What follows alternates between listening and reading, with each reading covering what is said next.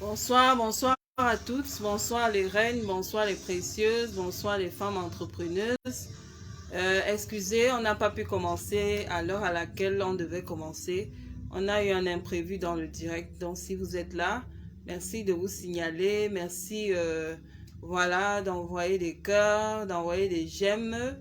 Merci aussi de vous signaler en commentaire. Aujourd'hui, nous allons voir comment vaincre la colère chronique, conséquence indéfectible des traumatismes et de blessures émotionnelles. Donc, on va commencer. Certainement, il y a d'autres qui vont nous rejoindre en cours. Voilà, je me présente. Je suis Lynn Moon. Je suis accompagnatrice. Je suis coach en développement personnel. Je suis spécialisée dans la restauration des vies. Je suis également conférencière et je porte également la casquette d'entrepreneuse. D'accord.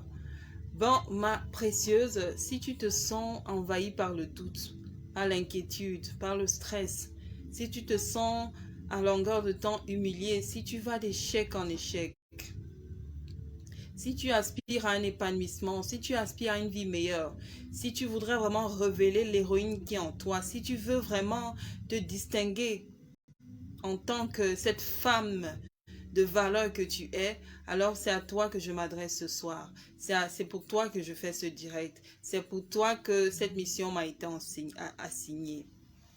Donc, nous voyons comment... Merci Eliane. Merci d'être connecté. Merci de m'envoyer des cœurs.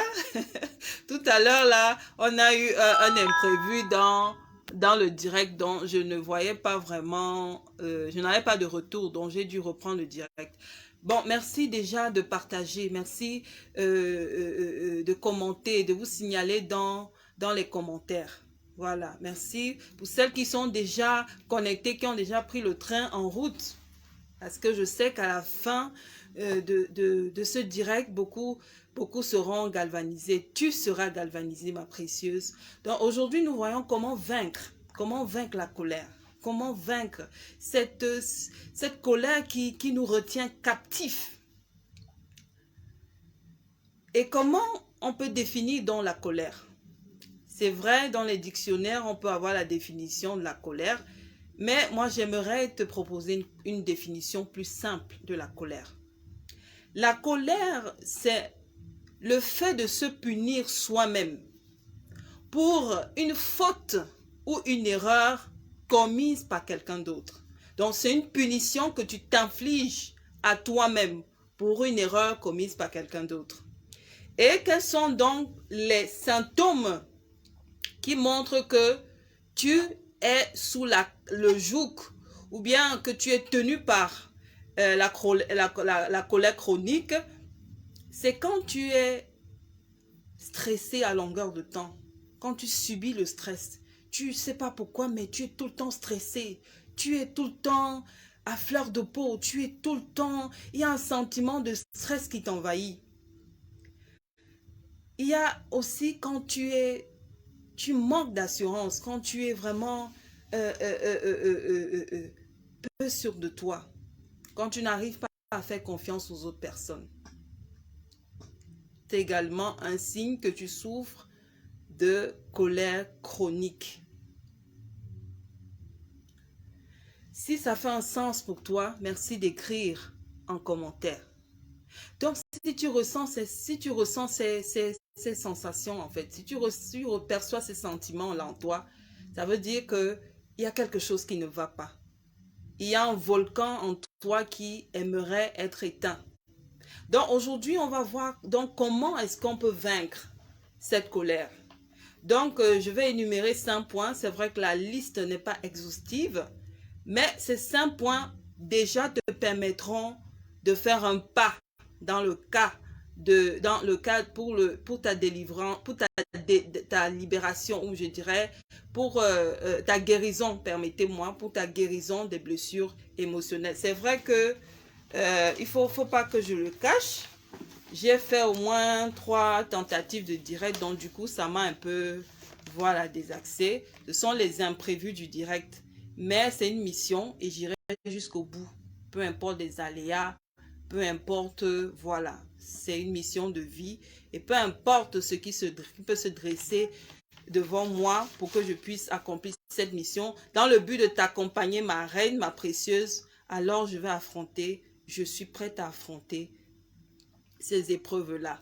Donc, le premier point pour vaincre la colère chronique, c'est se pardonner à soi-même. Pourquoi se pardonner à soi-même? Parfois, beaucoup de personnes ne comprennent pas ce point. C'est un point fondamental dans c'est-à-dire que c'est le point fondamental qui te mène, qui te conduit sur le chemin de ta guérison. Parce que quand tu subis les blessures émotionnelles, tu es une victime. Et quand tu es dans cette posture de victime-là, quand tu es dans cette posture, merci de commenter, merci de commenter, merci d'envoyer des cœurs, merci d'envoyer des j'aime, merci de partager, merci beaucoup, merci. Donc, ma précieuse, ma femme active, ma femme entrepreneuse, tu dois te pardonner. Tu dois te pardonner d'avoir subi ces blessures, ces abus, parce que tu étais une victime. Et dans cet état de faiblesse, tu ne pouvais pas te défendre. Donc, tu dois te pardonner d'avoir permis de façon inconsciente que l'on te fasse subir ces sévices. Donc, le premier chemin qui mène à la guérison des blessures émotionnelles, c'est le pardon. Le pardon. Ce pardon que tu t'accordes à toi-même. Tu te pardonnes d'avoir accepté, d'avoir été cette victime-là entre les mains de tes bourreaux.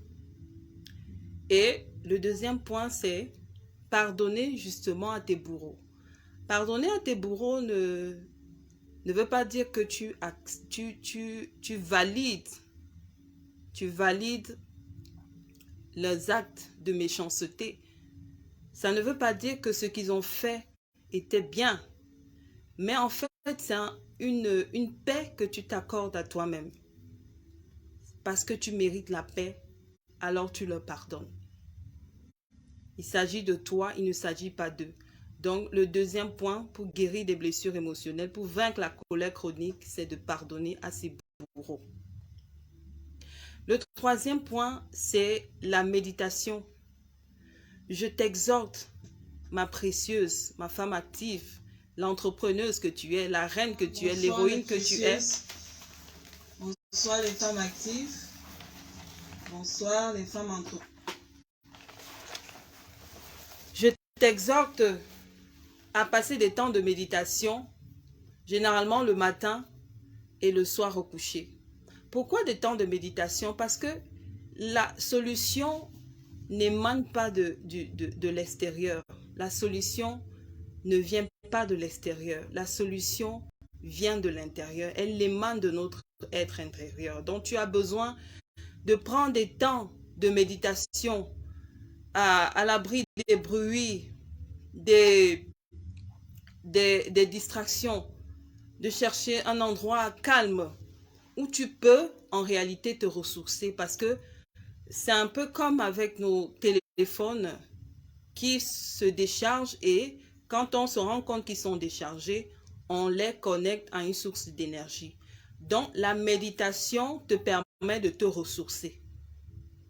La méditation te permet de te ressourcer. Donc, tu as besoin de prendre des temps de méditation. Généralement, c'est le matin. Quand tu te lèves le matin, tu n'es pas obligé de courir directement à la salle de bain ou faire ta toilette. Tu peux prendre un temps de méditation aux premières heures de la journée parce que c'est plus calme. Merci Eliane, merci. Merci d'être connecté, merci pour tes messages. Donc, tu as besoin de te ressourcer chaque matin. Oui, pour affronter la journée parce que c'est pas évident. La